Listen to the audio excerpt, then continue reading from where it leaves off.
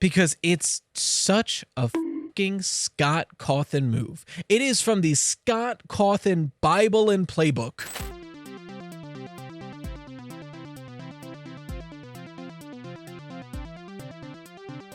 Ladies, gentlemen, and those with the good sense to do away with the whole notion, I welcome you to the premier audio medium for all your Fazbear entertainment needs. The Freddy Fazbear Pizza Podcast. Note, FFPP is not responsible for any loss of appetite, disinterest, dismemberment, or other legally classified statuses. So strap in and enjoy. Hello, everybody. Welcome back to the Freddy Fazbear Pizza Podcast. I'm your host with the Toast Fry Toast here to talk about Five Nights at Freddy's. I have 3 mosquito bites on my left arm, and I will be scratching it, so deal with that. Anyway, today's topic, I wasn't really sure what I was going to do for this week's main channel video, the upcoming one. I know for a fact that probably the week before, do I want to do 2 Into the Pit videos back to back? I know Into the Pit comes out full game release on Thursday. If the game comes out at like noon on Thursday, not this Thursday, don't get too excited, August 8th, it comes out on a Thursday. If it comes out at noon and I can stream it at noon and then beat it, tear it to shreds, get everything through it, I'll probably make the Friday video all about Into the Pit. If it comes out like Thursday at midnight, it's probably not going to be an Into the Pit video. So I'll have another one on the deck. Regardless, the question is like, the week before Into the Pit comes out, what should I do? Because I feel like I typically like to do a everything we know and predictions video the week before a FNAF game comes out. I think that's helpful for the community and it's fun to make. So I think I'm probably going to do that. So I was looking at the calendar, right? And that would be the 2nd. August 2nd is that Friday. And that's the week I'm on vacation, actually. I get back from vacation on the 2nd at like 10 p.m.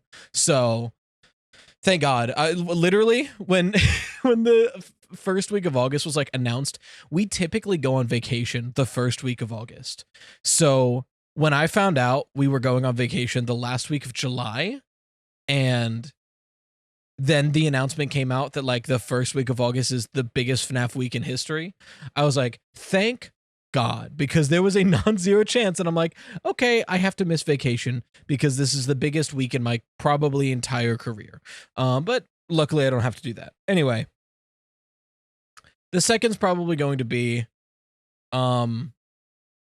make a video on everything we know about Into the Pit and final predictions. So that being said, we've got the 19th and the 26th. I'm like, what the fuck are we going to talk about? Because all I want to talk about is the new stuff.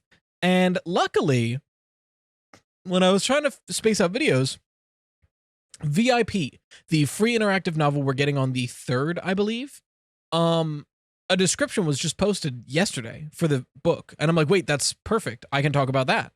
And I kind of wanted to use today's podcast episode as sort of the brainstorm. So I guess you can look at this as one, talking about everything we know about the upcoming interactive novel that'll be free for everybody.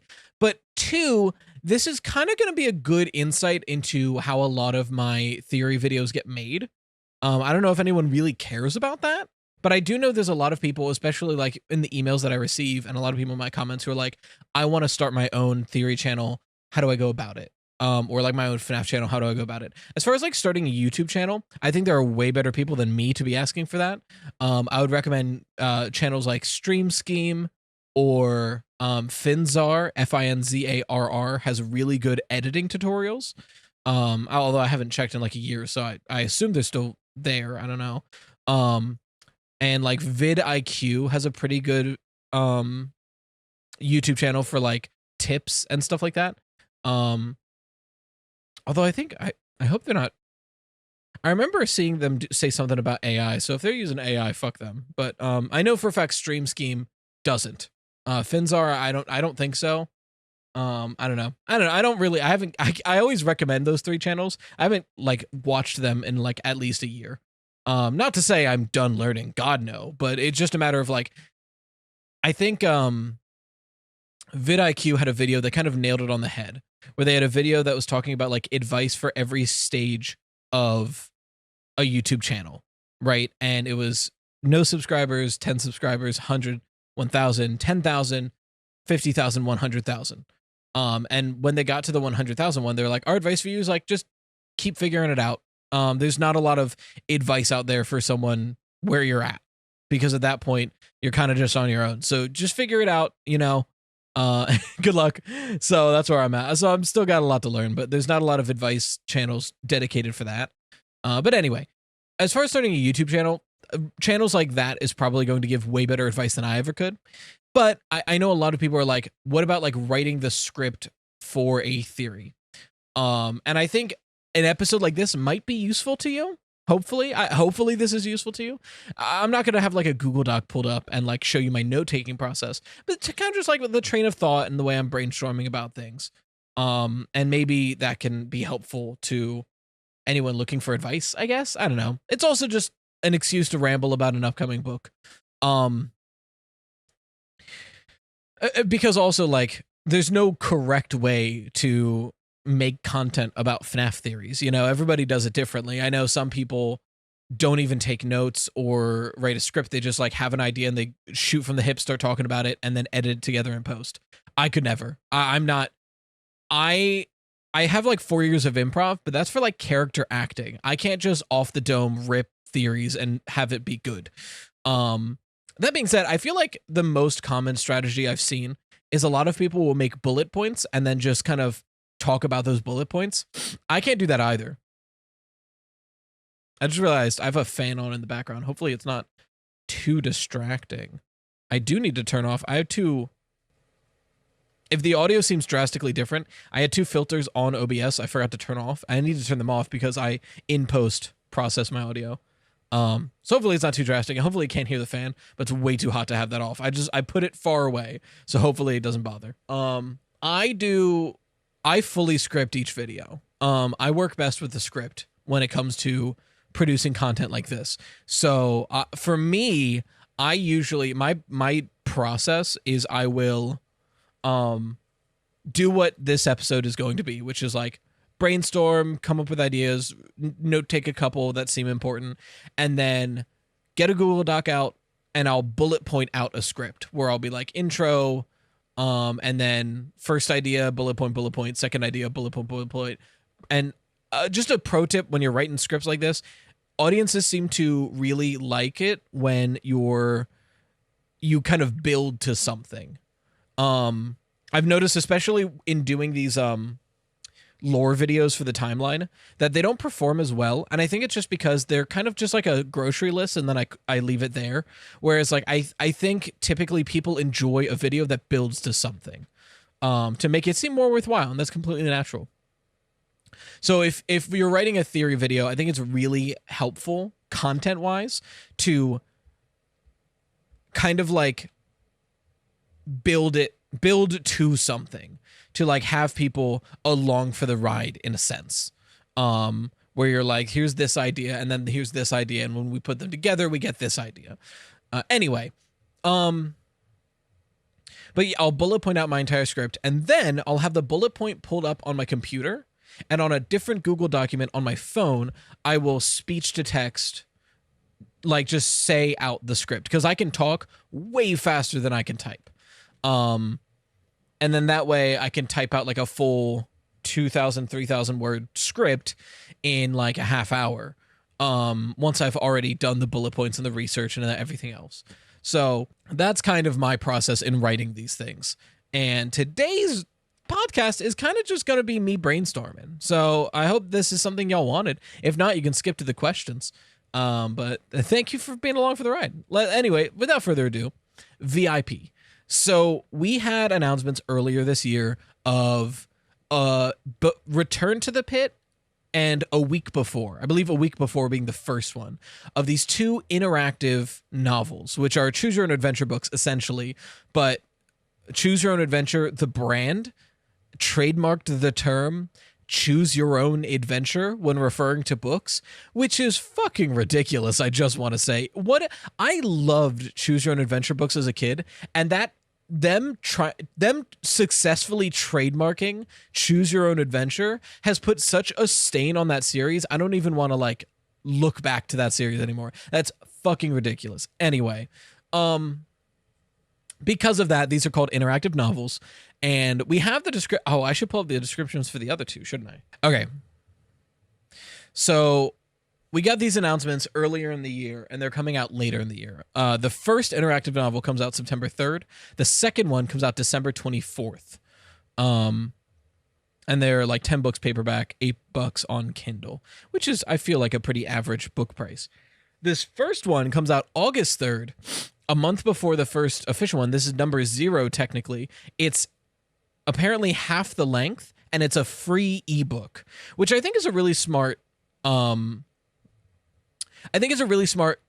like monetary move, because I feel like a lot of people aren't really sure how the interactive novel is going to be or work, or if it's going to be at all good. So having a free one online for everybody is such a smart move, because now anybody can try it, and if you like it, there's a full one coming out next month. That's such a smart move, just like from a business standpoint. But interactive novel number 1, The Week Before. I'm just going to read the description on Amazon. Just in time for the 10th anniversary of Five Nights at Freddy's, return to Freddy Fazbear's Pizza in this interactive novel in which you decide what happens. Return to where it all began in this interactive novel set before the very first Five Nights at Freddy's game. You, the reader, are the security guard, and you've got 5 nights, or is it 6, to survive Freddy, Chica, Bonnie, and Foxy as they try to wipe you out. With over 25 different possible endings and 2 difficulty settings, this one-of-a-kind innovative novel is a uniquely entertaining experience for any Freddy fan. So this came out, and it was like, oh shit, of any book that's come out, this is the first, as far as I'm aware, this description is like the strongest description to say this book is in continuity I've seen so far. Right? Like, I think Tales from the Pizzaplex had a pretty strong, I didn't trust it on its own because, like, it wasn't fully there. It was, like, set in the FNAF universe, you know, and it's like, it's kind of loose. Whereas this one's, like, literally said, like, this novel is set before the first FNAF game. Shit, okay, we're in. You know what I mean? Like, that's pretty unambiguous. I do think it's worthwhile to hold out opinions on canonicity until the book comes out, obviously. Like, that's totally valid. But if anyone's out there being like, there's absolutely no way this is in continuity, I think you're huffing copium there. I think there's very, very possible that this book is in continuity, if not likely, you know? That being said, this is one of those things that a lot of people, myself included, got excited for. Like, this is a book set the week before FNAF 1, which seemingly would be a book about Phone Guy. That's awesome. That's really exciting. I think there was another, I don't have it in front of me, but there was at some point another description given that gave us the name of Phone Guy. I don't remember. It was like Owl something. I don't know. But that's awesome. I'm like, this is information that can be really helpful. And one, finally telling us more about Phone Guy, a guy who's been here since the first game and we have had no information about, and just more information on the setting of FNAF 1. I think this will be really helpful in a timeline placement, right? Because a big question for FNAF 1 is like, did this take place in, like, say 1993 and FNAF is open, or is it more akin to the movie where this possibly takes place later in the timeline and Mike is just guarding an empty restaurant, which is why it's so run down? You know, I don't know. And I think this book might finally give us an answer for that. And then the next book, Return to the Pit. This is really interesting. So same, just in time. Its description: dive into an interactive retelling of one of the most popular FNAF stories and the basis for an all-new video game, Into the Pit. You, the reader, are Oswald, and after using the ball pit at Jeff's Pizza to travel back in time to 1985, you've brought a sadistic animatronic back into the present. Can you escape, or will it be game over for you and your friends? With over 25 different possible endings and 2 difficulty settings, this one-of-a-kind innovative novel is a uniquely entertaining experience for any Freddy fan. That's really interesting. So here's the thing. The title was Return to the Pit, and a lot of people were like, oh, it's an Into the Pit sequel. This book is a retelling.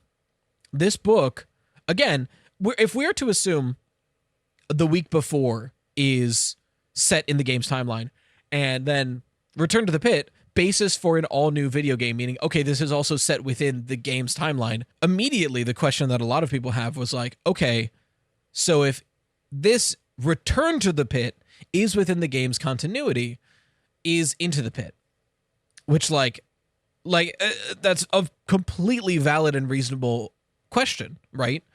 The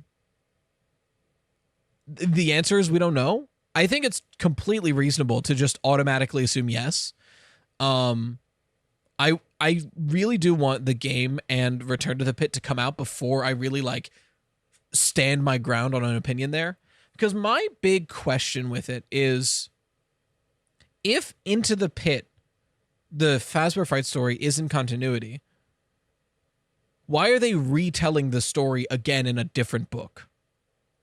Right? To me, when I read Return to the Pit, when I see Return to the Pit, to me, it's like, okay, they are retelling this in a new way. Are they adjusting it before they're bringing it fully into the game's continuity? Right? Like, are they trying to divorce it from the other Fazbear Frights, or are they just tweaking a couple things, like clarifying agony a bit before they... I don't know. I really don't know. I'm excited to see why. Because when it said Return to the Pit, I'm like, oh, this is a sequel. But it's not. It explicitly says this is a retelling of Into the Pit.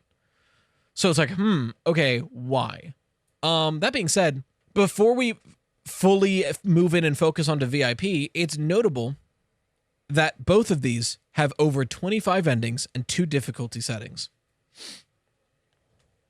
This is the reason why I'm so comfortable in assuming both of these books are in continuity. Because it's such a fucking Scott Cawthon move. It is from the Scott Cawthon Bible and Playbook to publish a book and for the first time in the history of the franchise unambiguously say this book is explicitly within the game timeline continuity, but then give that book 25 different endings, implying that only one of them is within the game's continuity. I say it like once a month, but Scott, when I get my hands on you. So it is so Scott to put out a book that has 25 endings and be like, yeah, one of them is in continuity. Like, that alone makes me like, oh yeah, these are 100% within the game's timeline. Because of course he would. But that being said, VIP is especially interesting to me. Once again, just in time for the 10th anniversary, get ready for a game changer. Sorry, I said get ready. I watched too much Game Changer. The way I hit the get ready, it's the first thing I thought of. Get ready for an all-new Five Nights at Freddy's experience. You, the reader, are Devin, and you've won VIP passes to the hottest place in town, Freddy Fazbear's Mega Pizzaplex. These all-you-can-eat, all-expenses-paid tickets are guided by a digital companion, Very Informative Pig, VIP, and are every kid's dreams. But does your VIP host have something more sinister in mind? With multiple endings and 2 difficulty settings, this one-of-a-kind free ebook is a uniquely and a perfect way to get ready for the September launch of the interactive novel the week before. Notice it said multiple. I think it's half the length, so it's probably not 25 endings. That'd be crazy. So this is the book we're getting for free August 3rd, which is really interesting. So there's a couple ways to think about this. If this is within the game's continuity, which we can assume for now it is, right? The week before explicitly is Into the Return to the Pit, because it's the basis for the new Into the Pit game, essentially explicitly is. So why would the first of this series, novel 0, why would that not be? So for now, assuming that this game is in continuity, if it's at our Mega Pizzaplex, which why wouldn't it be? Because you would think to be helpful it would be. This has to be before Security Breach, right? Because Security Breach in the game's timeline is the last day the Mega Pizzaplex is open. Because game starts and the doors shut, and by 6 a.m., the restaurant has either burnt down, crumbled, or I guess there are a few endings where the Pizzaplex stays open, but that would imply one of those endings is canon. This could, if this takes place after Security Breach, this, I assume would deconfirm the burn trap and the VIP ending, right? Because it's not burnt down, it hasn't crumbled yet, but it's after security breach. By ruin, the restaurant crumbles. And I think I've said before, to get to ruin, we don't necessarily need a security breach ending where the Pizzaplex crumbles. That place is falling apart. It could fall apart any minute, right? Like, literally, the newspaper said An Earthquake did it. As much as that's probably a cover story, it's totally possible. The entire place is built on top of a sinkhole with a raging 10-foot beast underneath it. That place is going down no matter what, right? So we don't need a security breach ending of disaster to get to disaster. So if this takes place after security breach, it's definitely before ruin, and it would deconfirm the burn trap ending and the fire escape ending, because those two we explicitly see the Pizzaplex go down, like get taken down. But I think most likely this is before security breach. Very informative pig, I think, is the biggest question here, because either this is a new character, totally possible, or it's notable that in Help Wanted 2, there's exactly one mediocre melody. Technically two, because of Mystic Hippo, and we love her for her successful transition. But we only have one confirmed mediocre melody, because Mystic Hippo could be a new animatronic. And that being Pig Patch, who shows up in the FNAF 6 Helpy Medical Attention minigame. He's the first difficulty setting. It was always weird. I was like, why Pig Patch? Pig Patch seems like a weird pull for a FNAF 6. Why wouldn't it not just be like Molten Freddy or something? Like, that seems like a weird pull. And maybe this is why. And maybe Pig Patch is still around and has been rehashed into very informative pig. I don't know. It's also worthwhile, and I believe Pig Patch always had this, but Pig Patch has the green and blue eyes in Help Wanted 2, which notable because Tiger Rock has those same color eyes. It's kind of seen as sort of like a telltale sign of the Mimic in the books. So like, if the idea of Pig Patch having those same eyes and now possibly acting as an envoy of the Mimic, being this digital companion trying to lure Devin into a trap, that's really interesting.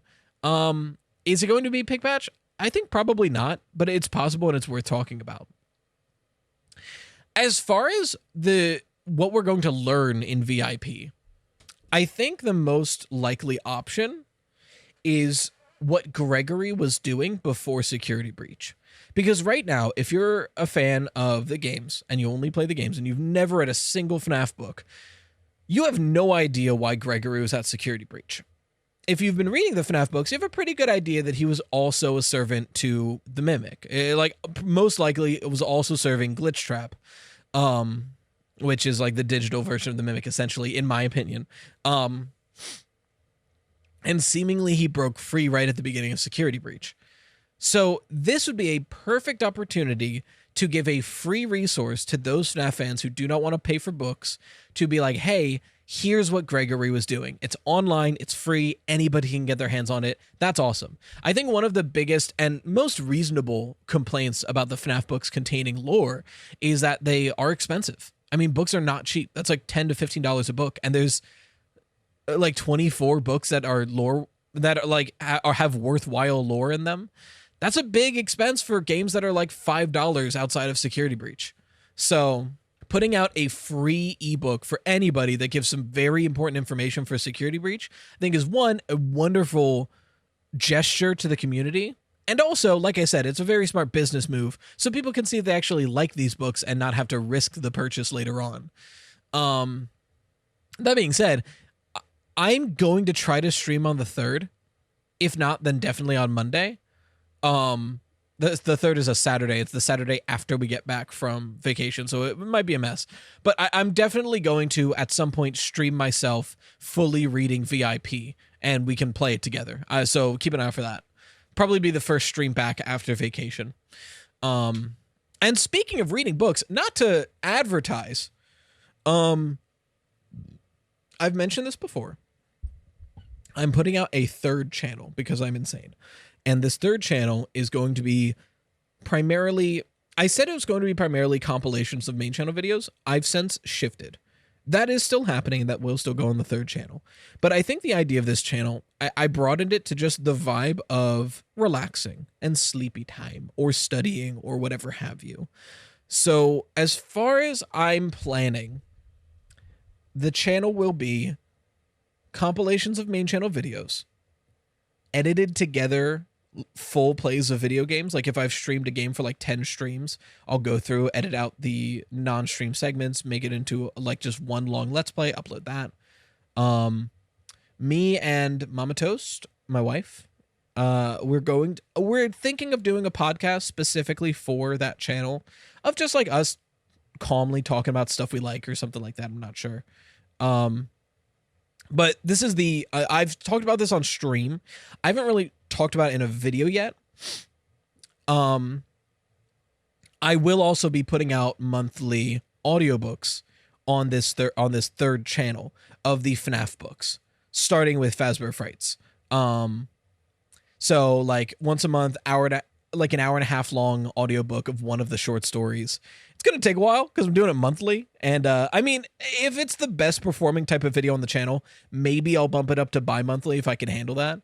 But there's, I mean, 21 books that have short stories, and each of them have 3 short stories and then an epilogue. So like, it's going to be a while until we get all of them. But we're starting obviously with Into the Pit. August 3rd, August 5th, that video will go live 3 days before the Into the Pit game comes out. So perfect timing. If you've never read the book and you don't want to read it, you'll have an audiobook free on YouTube for 3 days until it comes out. So, you might be asking, Riley, what's the name of the channel? I'll tell you this.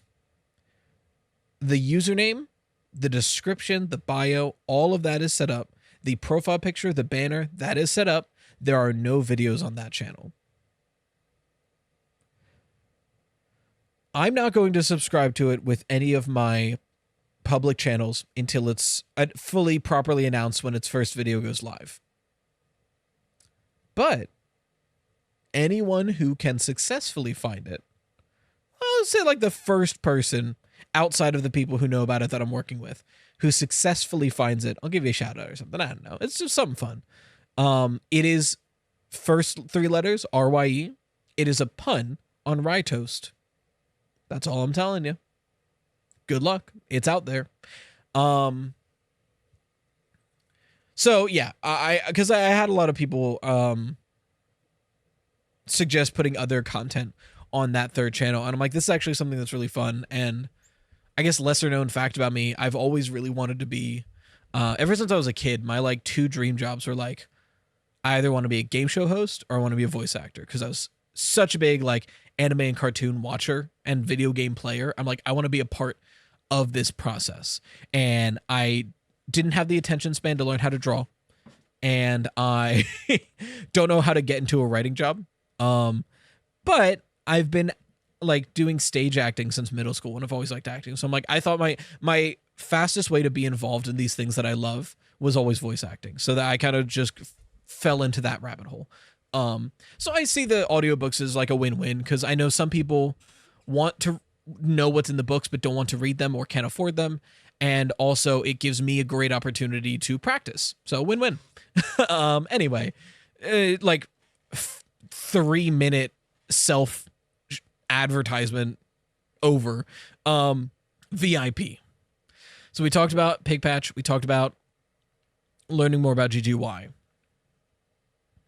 I've seen some people, so Devin was interesting. We got the name Devin, and some people were like, oh shit, that motherfucker from the New Kid survived. That's gotta be a joke, right? So for anyone who doesn't know, one of the Fazbear Fright stories is the New Kid, where a new kid shows up and these 2 dumbasses, one of them named Devin, convince him to go inside of a Fredbear like suit from an old abandoned Freddy's, and the kid dies. Or the kid gets stuck there, and they're like, haha, and they run away. And then they're like, oh God, do you think he's okay? I don't know. All right. And Devin goes, look, crony, don't act like anything suspicious is going on. I'll go check on the kid. And then Devin gets like waist deep into the mouth of Fredbear until he falls in and dies, essentially. So people are like, oh God, Devin survived. I don't think so. That's got to be a joke. I don't know if there's anything else I wanted to bring up. Because like, if we're talking about like what we might see in VIP, it's probably going to tell us about Glitchtrap or GGY or Vanny and what they were doing before. I think what's very likely, actually, the main exit bad ending from Security Breach, we see that newspaper of those silhouettes of victims. We're probably playing as one of those. I think the canon ending of this book is going to be we die. It might not be the good ending, but I think that's going to be the confirmed ending there. Which I think is super useful because like that's how I kind of view Security Breach's endings. With like Security Breach, the reason I like that there's 6 endings in there is no matter what the correct ending is, I see all the endings as things that could have possibly happened. Like these are possibilities of like any of these could have happened, but one of them did. And I desperately hope that these interactive novels are that, because that would be so much good information for us. Of like, say there's 10 endings for this novel. I keep looking over here because I've got a baby cam and he might be waking up. And if he does, there'll be a weird break before questions. But if there's, say, 10 endings, right? And then one of them is the correct ending where Devin dies. There's 9 other endings that have the potential to give us more information on what's going on. Like, perfect example, something like the Burn Trap ending. There may be an ending in VIP where Devin tricks the very important pig and then secretly figures out what's actually going on. Did that happen? No. But now we as the reader know what's actually going on. So I think this is the best part of these interactive novels. Yes, it's going to be frustrating that only one ending is in the timeline, but it's going to broaden what we could know about the timeline. And that's really exciting. So I'm super pumped for this. There will be when this comes out, there will be at least one main channel video about this book. Probably the one that comes after the Into the Pit recap video. The problem with all this shit coming out in 1 week is I only release one video a week. I'm like, how am I supposed to cover all this in a meaningful amount of time? I feel like the full Into the Pit is like the most like get that while the iron is hot.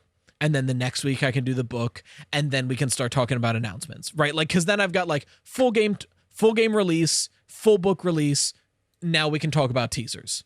I feel like that's the best move. And then we can circle back to Into the Pit. Cause I'm sure the Into the Pit game is going to be like 3, 4, 5 videos right away. And then every now and then like, oh, here's something about that game we didn't think about, you know?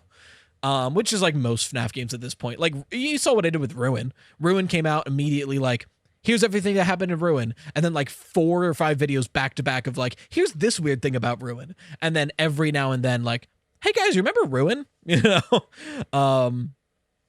So I'll probably do the same thing with Into the Pit. But yeah, I'm really excited for VIP. I think it's going to be really helpful for this fandom. And I'm really curious. I think I know some people heard me earlier talk about Return to the Pit and my hesitancy with it proving Fazbear Frights is canon. I want to say this, and I think I stated this in my Fazbear Frights lore recap video as well.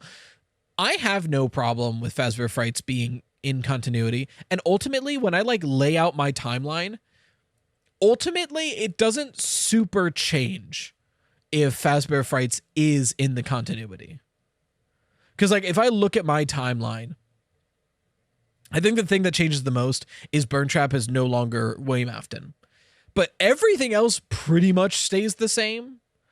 So like I can take it either way if Fazbear Frights is in continuity. I still am hesitant to think so because I think Burn Trap being William Afton makes the most sense. But until proven otherwise, that's where I'm at. Or at least until strongly suggested otherwise, that's where I'm at. Yeah, my baby woke up. So we are going to do questions, but I'm probably going to look a little different right now. Hopefully that's not too jarring. I'm back 6 hours later. We love it. Anyway, we have to do questions. If you have questions for the podcast you want answered, you can send them to the Freddy Fazbear. Not the, just Freddy Fazbear Pizza Podcast at gmail.com. Or you can always copy and paste it in the description because it's a pain to type out. You can also submit them on Spotify. Our first question comes from Connor, he, him. During Help Wanted 2, the sister location monitors flash with the text, "They are watching." And I was wondering who you think they are. And I was wondering who you think they is referencing. Replaying Security Breach and Ruin and Help Wanted 2, you can see active cameras all throughout the building with signs that say 24-hour surveillance. Is that connected to They Are Watching? We even see a video in Ruin in the daycare theater of Vanny and Gregory, meaning someone's watching from behind the scenes on the cameras. Thank you for the question. I think it's a meaningful question. My gut instinct, especially in Help Wanted 2, my gut instinct is Glitch Trap and Vanny. I think it's, but I say that, I don't know, right? Because on one hand, the gut says, okay, well, who would be utilizing the security cameras in these places? Glitch Trap and Vanny, immediately. However, if that's true, the bigger question, I think, would be who the hell is talking to him? Right? If Vanny and Glitch Trap are watching, who is warning him that Vanny and Glitch Trap are watching? Gregory? Not at that point in the timeline, because Help Wanted 2 seemingly takes place during and after Security Breach, because there are some games that show a undamaged Pizzaplex, like especially like El Chips, the first food prep level, and then there are levels. I mean, food prep is a perfect example that this is the whole kit and caboodle, because we have El Chips and the first food prep, and in that food prep, you see a perfectly fine Pizzaplex in the background, at least the main atrium. And then in the second food prep level, you see dirty Chica, not shattered Chica, but like the damaged version of Chica, where like she's got covered in dirt and grime, but she still has her beak. And then in the daycare theater food prep level, the daycare theater, one, looks a lot more ruined, and two, ooh, is it Shattered Chica or Ruined Chica? Let me double check that. I don't actually remember. Okay, I checked. It's Shattered Chica is the third level in food prep. It's hard to tell because they're both pretty similar. Just Ruined Chica is a little bit more, you know. But yeah, it's Shattered Chica, aka the end of Security Breach, and then in Roxy's salon, we see Roxy normally, and then we see Ruin Roxy, and we're actually the one to give her the mask for Ruin. So like, this is during and after Security Breach. In fact, it's probably before, during, and after Security Breach. So the problem with who is watching is that answer changes, I think, depending on when you're asking. If this is before Security Breach, almost definitely Vanny, GGY, and Glitch Trap. However, who's warning him is an excellent question. I don't know. If it's during and after Security Breach, I could assume Glitch Trap and maybe the Vanny persona are still watching, whereas Gregory and Vanessa are trying to warn Cassie's dad. And when I say the Vanny persona, I've gone over this in videos before. I think B7 exists as a story to kind of tell us that if a consciousness is nurtured and created within someone's mind, it can, theoretically, in this universe, be separated from that mind and still remain whole. It just would need a new host. So, and then I apply that logic to Vanny, that even though Vanny was created in Vanessa's mind, Vanessa could be broken free from Vanny, but that Vanny persona may still exist and may look for a new host. So it's hard to say. I think my gut reaction is that the they watching are Glitch Trap and Vanny within the system, the digital manifestations of them, and the warning is coming from Vanessa and Gregory. I think that's my gut reaction, but I'm honestly not sure. That's a great question, Connor. Our next question comes from J and K, both of them, and both go by they, them. Do you think there's a chance that if 5 Laps at Freddy's is a racing game, might drop lore about Midnight Motorist? I think that's super possible. So my first gut reaction is like, I don't think there will be any major lore in 5 Laps at Freddy's. That being said, games like Fury's Rage even can be used to glean some semblance of lore from it. So it's not impossible, you know? So that being said, like, will there be lore in 5 Laps at Freddy's? Maybe. I know I'll be playing it every goddamn week once it comes out. But so if there is, I'll find it. As far as what it could, like, as far as like lore we might get, I don't know if it'll be like super direct. What it might be is names of locations. For example, we might not get a track that's called Midnight Motorist, or later that night. We might get a track called like Midnight Motorist, right? And if we get more lore, it would probably be another angle to look at the Midnight Motorist lore secret, like a shortcut that gives us more information on the lump or on juniors. You know what I mean? Or even as simple as, if they're recreating it, we might be able to dig and find the file names of that recreated scene. Like if they recreate the Midnight Motorist area and there's like the shortcut that is the secret lore bit, well, it's very possible that in the files we could find the file name for that yellow guy who some people think is William Afton, some people think is another parent. You know, so like I think that's probably the kind of lore we'll get. But keep in mind, we'll have to consider this is created by Click Team, not directly by Scott. Not to say the lore in it is wrong, but if Scott isn't the one creating the game himself, file names are a lot less useful, I think. Right? Like, say that they recreate Midnight Motorist and they make the yellow guy sprite William Afton.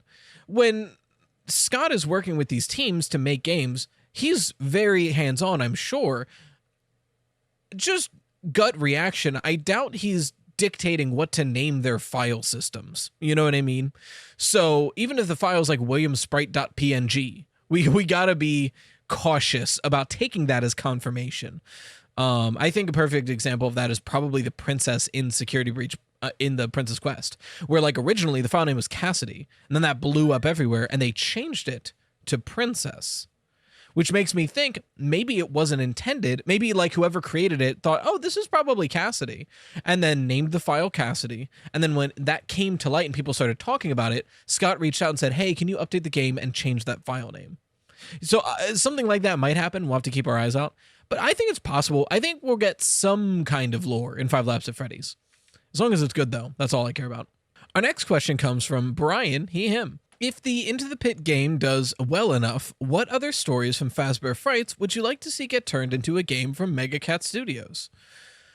That's a great question. It's a hard one, though, because I've said this plenty of times. If you looked at me and said, what do you think Into the Pit would make for a good game?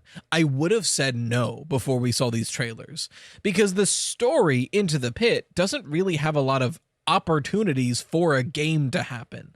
It's kind of just like the daily life of Oswald and him fucking around in the past and then finding out. You know what I mean? Like, there's not really an opportunity for a game there. That being said, the changes they've made to the story to make it more like a game are within, like, they are not so drastic that it doesn't feel like Into the Pit anymore. It very much feels like Into the Pit, but it's just more of a good game now. At least that's what the trailers look like. So seemingly anything is on the table.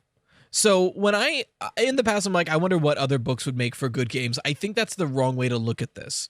If any story can be reworked into a good game, I think the question is, how scary and or cool can we go? So you got to think about, like, what characters do we want to see turned into a game? One of the ones that come to mind for me is Lally's game. So this is one of the first ones from Tales from the Pizzaplex. If you haven't read it, essentially, very, very loosely, it's this like animatronic doll that wants to play hide and seek and keeps like kidnapping people. Not kidnapping, like making people disappear, essentially. And there's this, like, the story has this uncertainty of, like, maybe the guy is the one doing it and blaming it on Lally. It's unclear, but Lally is presented in a really creepy way that I think could make for a really interesting antagonist. Because we've had big creatures, right? We've had giant animatronics, and we've had smaller ones in, like, the Biddy Babs and stuff. But often the Biddy Babs and the mini Renas are kind of made to be the butt of a joke, understandably. Or like Bon Bon is thrown into, and you'll hear him dink on the wall if you close the door. Like, these are kind of joke characters. So I think like a really menacing, intimidating, small character could make for really interesting gameplay. So I think that'd be my pick. Thank you for your question. And our final question from Diego, he, him. What is your favorite FNAF meme? There are so many, and I feel like it's a nice lighthearted question to fill a heavy lore spot. It is. I like having some lighthearted questions often. Thank you for your question.